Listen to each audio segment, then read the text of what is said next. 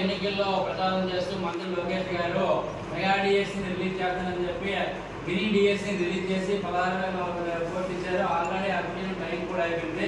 ఇప్పుడు విద్యార్థులు ఏమంటున్నారంటే పూర్తి స్థాయిలో కాలం 45 రోజులు సరిపోదు, 90 రోజులు పెంచాలి. అలాగే పూర్తి స్థాయిలో కూడా మెగా డిఎస్సీ వయోపరిమితి పెంచకుండానే అప్లికేషన్ వ్యవధి పూర్తయింది. తక్షణమే ఎస్టీ బ్యాక్లాగ్ పోస్టులు అలాగే ఎస్టీ సంబంధించి బ్యాక్వర్డ్ పోస్టులు దాదాపు చాలా టీచర్ పోస్టులు ఖాళీ ఉన్నాయి. తక్షణమే భర్తీ చేయాలని చెప్పి ప్రభుత్వం డిమాండ్ చేశాను. అలాగే ఎన్డీఏ గవర్నమెంట్ రాకముందు ఎన్నికల హామీలు చాలా ఇచ్చారు. ప్రత్యేకంగా పరోక్షంగా 20 లక్షల ఉద్యోగాలు చేస్తాము, ఈ రాష్ట్రంలోనే మేము అధికారంలోకి వస్తే ప్రత్యేకంగా ఇండస్ట్రీలు వస్తాయి, కంపెనీలు వస్తాయి, అవన్నీ మా తరపునే వచ్చి ప్రత్యేకంగా నిరుద్యోగులకి ఉపాధి అవకాశాలు కల్పిస్తామని చెప్పి ఎన్డీఏ గవర్నమెంట్ ఇప్పటి వరకు దాని మీద కార్యాచరణ కాదు కదా.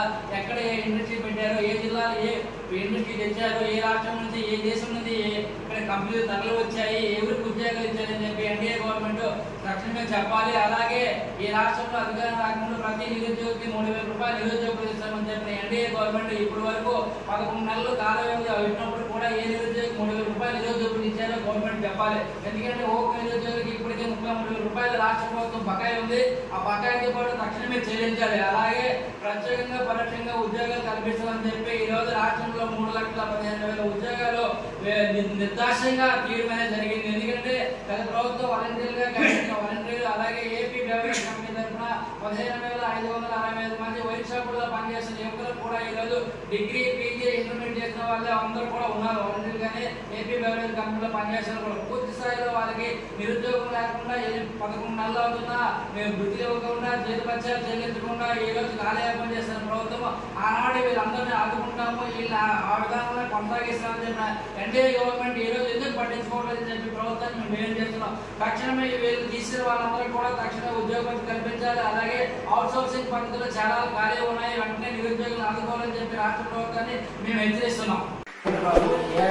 రాష్ట్ర ప్రధాన కార్యదర్శి అఖిల భారత యువజన సమైక్య ఏఐవైఎఫ్లో 17వ జాతీయ మహాసభలో మే 15 నుండి 18 వరకు ఆంధ్రప్రదేశ్ రాష్ట్రం తిరుపతిలో ఘనంగా నిర్వహించడం జరిగింది.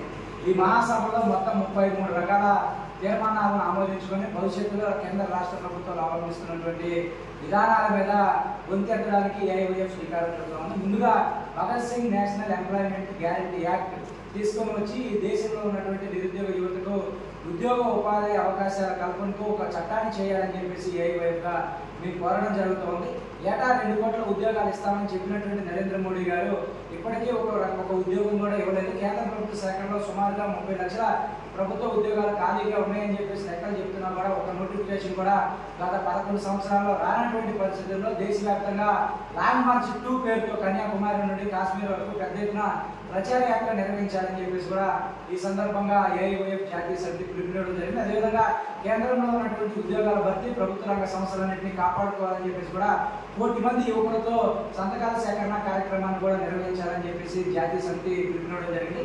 ఈ జాతీయ మహాసభల సందర్భంగా జాతీయ సమితి కార్యదర్శిగా ఈ రాష్ట్రానికి సంబంధించినటువంటి పరిచూరు రాజేంద్రన్ జాతీయ కార్యదర్శిగా, అదేవిధంగా నేషనల్ వర్కింగ్ కమిటీ సభ్యులుగా రాష్ట్ర అధ్యక్షులు ఎం యుగంధర్ని, అదేవిధంగా రాష్ట్ర ఆర్గనైజింగ్ కార్యదర్శిని జి సంతోష్ కుమార్లతో పాటు రాష్ట్ర సమితి జాతీయ సమితి సభ్యులుగా 7గురికి ఆంధ్రప్రదేశ్ రాష్ట్రం నుండి అవకాశం కల్పించినటువంటి జాతీయ సమితికి ఆంధ్రప్రదేశ్ రాష్ట్రం పక్షాన ప్రత్యేకమైనటువంటి కులాలను తెలియజేసుకుంటూ ఈ రాష్ట్రంలో విశాఖ ఉక్కు పరిశ్రమ పరిరక్షణ చేయాలని, కడపలో స్టీల్ ప్లాంట్ ఏర్పాటు చేయాలని, ముఖ్యంగా అమరావతి రాజధాని ప్రాంతాన్ని ఫ్రీ జోన్ చేసి 26 జిల్లాలకు సంబంధించిన నిరుద్యోగులకు రాజధాని ప్రాంతంలో ఉద్యోగ అవకాశాలు కల్పించాలని చెప్పేసి ఈ చంద్రబాబు నాయుడు గారు ఎన్నికల్లో ఇచ్చినటువంటి హామీ ప్రకారం 2,60,000 మంది వాలంటీర్లకు న్యాయం చేయాలని, అదేవిధంగా ప్రభుత్వ శాఖల్లో ఖాళీగా ఉన్నటువంటి పోస్టుల మీద శ్వేతపత్రం విడుదల చేయాలని చెప్పేసి ఏఐవైఎఫ్గా మేము డిమాండ్ చేస్తా ఉన్నాం. ఈ ఎన్నికల సమయంలో ఇచ్చినటువంటి నిరుద్యోగ వృత్తి సాధన కోసం మేమే ఏఐవైఎఫ్గా రాష్ట్ర వ్యాప్తంగా ఉన్నటువంటి నిరుద్యోగులందరి దగ్గరికి వెళ్ళి నిరుద్యోగ వృత్తి దరఖాస్తులు తయారు చేయించి మేము నిరుద్యోగుల ద్వారా అక్కడ ఉన్నటువంటి జిల్లా అధికారులు కూడా సామూహికంగా దరఖాస్తులు అందజేత కార్యక్రమాన్ని చేపట్టి అవసరమైతే నిరుద్యోగ వృత్తి కోసం చెరువు విజయవాడ కార్యక్రమాన్ని చేపట్టడానికి కూడా సిద్ధంగా ఉన్నామని చెప్పేసి తెలియజేస్తాం.